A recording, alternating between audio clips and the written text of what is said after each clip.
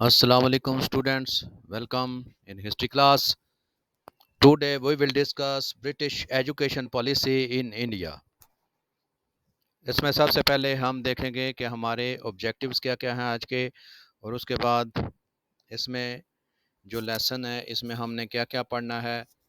और मैं पहले आपको बता दूं कि इस लेक्चर के 3-4 पार्ट होंगे जो बारी बारी सब आपको देखने पड़ेंगे। उसमें आज अभी जो पहला पार्ट हम देख रहे हैं, फर्स्ट पार्ट, इसमें हम देखते हैं लेसन के जो ऑब्जेक्टिव्स हैं वो क्या क्या हैं। नंबर 1 है describe the British attitude toward education in first 100 years of their occupation of India. Number 2 पे है analysis of the British education policy and its impacts on Indian social political and religious fields of life. Number 3 पे है to understand the British policy how is still relevant to education system of Pakistan. तो ये जो policies थी इसका जो असरात हैं या जो अभी तक ये रेलिवेंट है कि नहीं है पाकिस्तान के जो तलीमी निज़ाम है उसके ऊपर, ये हम देखेंगे।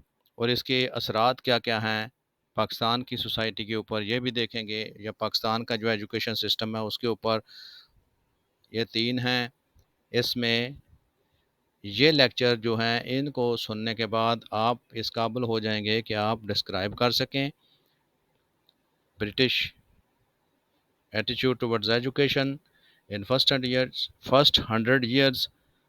उसके बाद एनालिसिस कर सकेंगे आप ब्रिटिश एजुकेशन पॉलिसी के और उसके इम्पैक्ट्स जो थे उनके सोशल पॉलिटिकल और रिलीजियस फील्ड के ऊपर, जो उनके इम्पैक्ट्स थे वो आप एनालाइज कर सकेंगे। उसके बाद अंडरस्टैंड कर सकेंगे जो ब्रिटिश पॉलिसी है उसको, जो उसके इम्पैक्ट्स हैं या जो अभी तक उसकी रेलिवेंसी है with respect to the education system of Pakistan, ये आप समझ सकेंगे। नेक्स्ट स्लाइड में हम देखते हैं कि हम इसमें ये जो पूरा लेक्चर होगा एजुकेशनल पॉलिसीज़ ऑफ ब्रिटिश, इसमें हम क्या क्या जो टॉपिक हैं वो पढ़ेंगे जो इसी के तहत आएंगे एजुकेशन पॉलिसी के तहत।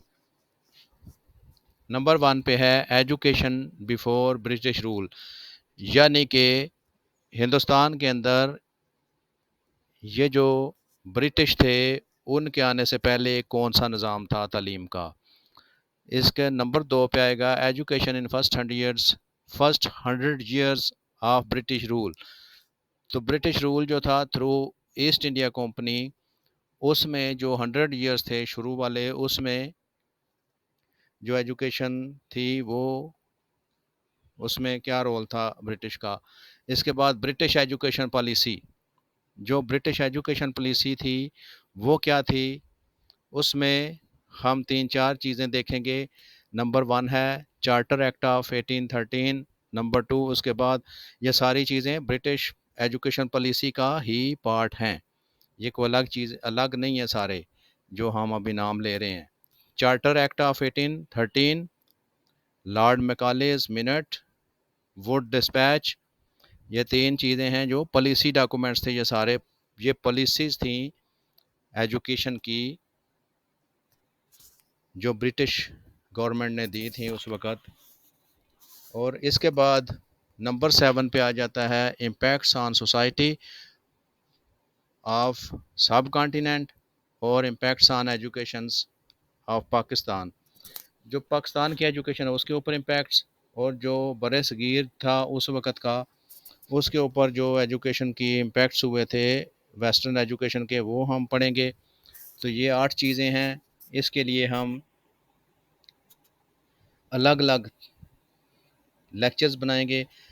हम अभी जो 3 नंबर है यहाँ तक डिस्कस करेंगे। उसके बाद जो चार्टर एक्ट ऑफ 1813 है, इसको अलग एक जो है लेक्चर उसमें डिस्कस करेंगे। और ये Lord Macaulay minute, Wood dispatch, और उसके बाद जो इम्पैक्ट्स हैं वो एक अलग जो है उसमें लेक्चर में करेंगे। अब हम देखते हैं कि education system of India before British rule, इसमें جو سسٹم تھا گوروں کے آنے سے پہلے ہندوستان کے اندر، وہ کیا تھا؟ Education was classical and spiritual rather than a practical nature. تو ایجوکیشن جو تھی وہ اسپرچول اور کلاسیکل تھی، جبکہ پریکٹیکل یہاں پہ ایجوکیشن نہیں تھی. Language of instructions was Arabic, Persian and Sanskrit. Sanskrit اور عربی اور جو فارسی ہے یہ میڈیم آف انسٹرکشن تھے، زبانیں جو تھیں تینوں. تو یہ تینوں زبانیں جو تھیں یہ مذہبی لحاظ سے مقدس تھیں مسلمانوں کے لیے، عربی اور فارسی، اور ہندوؤں کے لیے سنسکرت.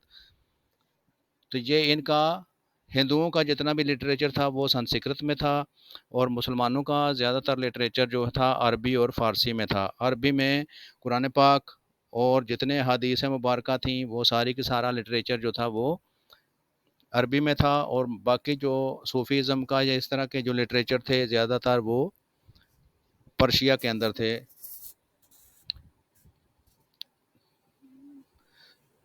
تو ایسٹ انڈیا کمپنی نے 100 سال تک توجہ کیوں نہیں دی ایجوکیشن کے اوپر، یہ ہم دیکھیں گے. During the first 100 years of the EIC East India Company no attention was given to education. کیوں نہیں دی گئی یہ ہم دیکھتے ہیں کہ یہ ایجوکیشن پہ اوپر توجہ کیوں نہیں دی گئی تھی شروع کے 100 سال میں.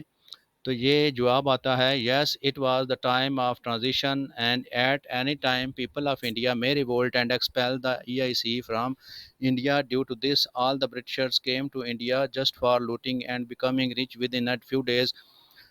تو شروع میں یہ تاثر تھا کہ انڈیا کے جو لوگ ہیں یہ کسی وقت بھی بغاوت کر کے یہاں سے ایسٹ انڈیا کمپنی کو چلتا کر سکتے ہیں. اس لیے جو بھی جہاں پہ آتا تھا وہ اس طرح آتا تھا کہ آ کے لوٹ مار کی اور جا کے وہاں پہ ایک راتوں رات امیر آدمی بن کے واپس انگلستان چلا گیا. تو ان کا جو شروع میں ویژن تھا وہ یہ تھا کہ لوٹ مار کرو، یہاں سے جو کچھ اکٹھا کر سکتے ہو کر لو.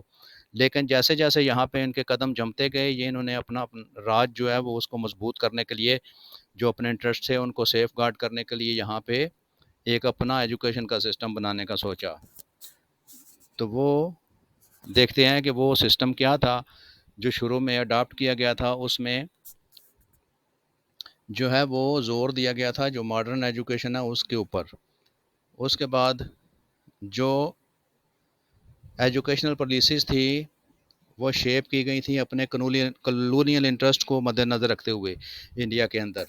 اس میں جو پالیسی ڈاکومنٹ تھے یا جو کچھ بھی پالیسیز بنائی گئی تھیں وہ دیکھتے ہیں وہ کون کون سی تھی. وہ تھے، ان کو ہم نام سے یاد کرتے ہیں، چارٹر ایکٹ آف 1813.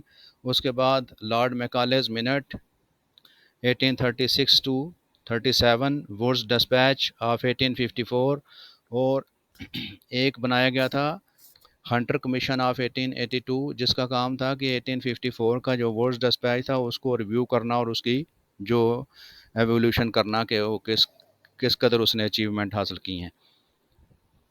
تو یہ تھے ابھی کا لیکچر ہمارا. اس کے بعد ہم دوسرا لیکچر دیکھیں گے کہ چارٹر ایکٹ آف 1813 کیا تھا. ٹھیک ہے جی، اب تک کے لیے اتنا ہی. اپنا خیال رکھیے. اللہ حافظ. Thank you.